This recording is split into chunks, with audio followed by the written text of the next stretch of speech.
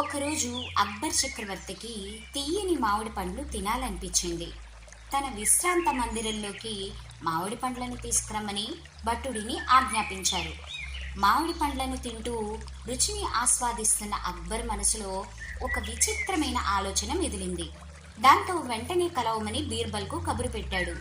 బీర్బల్ రాగానే అతడికి కొన్ని మామిడి పండ్లు ఇచ్చి తినమన్నాడు. ఇద్దరూ తింటూ ఉండగా అక్బర్ తను తిన్న మామిడి పండ్ల టెంకలను తన పళ్ళెల్లో కాకుండా బీర్బల్ పళ్ళెల్లో వేశాడు. అది గమనించినా ఏమీ తెలియనట్లుగా తినడంలో ముగ్ధుడయ్యాడు బీర్బల్. అతడిని ఆట పట్టించాలనే ఉద్దేశంతో, బాగా ఆకలి మీద నట్టున్నావు, ఎన్ని పండ్లు తినేసావో చూడు అన్నాడు అక్బర్.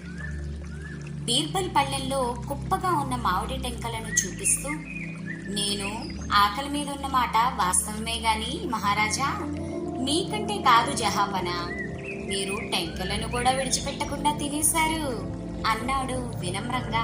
వాస్తవాన్ని అందంగా చెప్పిన బీర్బల్ సమయస్ఫూర్తిని మనసారా అభినందించాడు అక్బర్.